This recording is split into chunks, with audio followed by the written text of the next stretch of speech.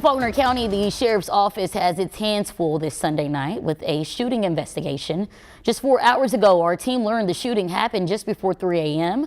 According to Faulkner County Sheriff's Office, they were called to the scene near Highway 65.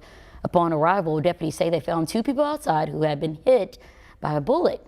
A third person was also struck but was taken to the hospital before authorities arrived.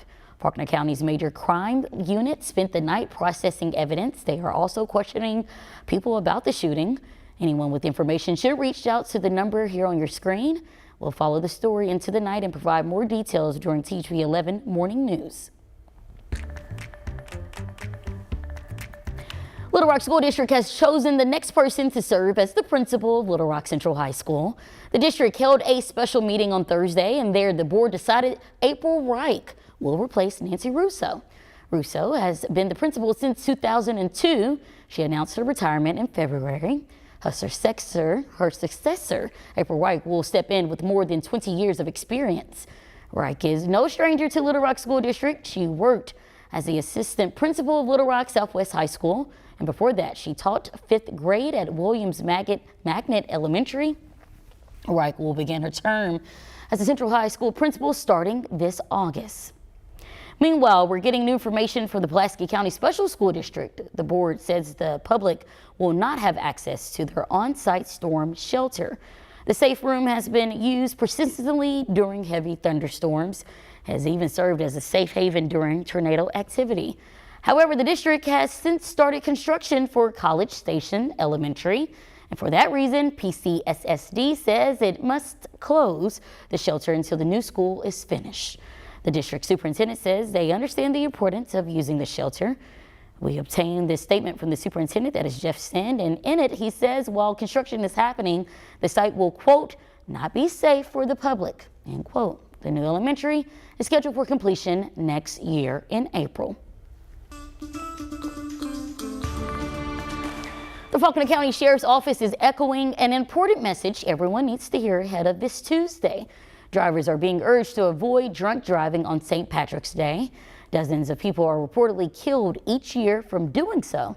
In the year of 2023 alone, 63 people died in crashes related to drunk driving. Since then, drunk driving has resulted in more than 12,000 deaths. Local authorities say you should still enjoy yourself, but do so responsibly. That means having a plan in place before you start to party. Consider arranging a sober ride in advance, and if you are the designated driver, of course, be prepared to help the others. Community members are encouraged to report a driver who they think might be impaired. A hearing was held in Little Rock to address failures within the city's housing authority. The agency was forced to answer to federal lawmakers on a number of topics. CHB 11's Tanya Modizitsky was there and explains what went down. HUD, though, has a huge gap here. I'm so disappointed in HUD's field office, the regional office, and in overseeing this. The blunt message from Arkansas Congressman French Hill as lawmakers gathered in Little Rock Friday to question failures, not only with Metropolitan Housing Authority, but across the country. MHA Director Dr. Nadine Jarman, who was terminated in August 2024 after filing a 161-page complaint with HUD, was rehired after the Little Rock Board of Directors dismantled the MHA board. When she returned, she faced a laundry list of problems. Met with a lobby full of disgruntled landlords, some of which had not been paid in over 6 months. The Housing Authority had failed to submit audits for 4 years. More than $600,000 in arrears with its software provider and legal counsel. HUD had identified more than $22 million in non-compliance findings. These issues are just a small portion of what Little Rock's HUD office dealt with for over a decade, which is how Congress got involved after millions were misspent. Dr. Jarman says they took out a loan to rehab vacant buildings and are now working to reduce the 6,500-person waiting list. Congressman Hill calling for stronger oversight. Demand greater accountability out of HUD, period, full stop.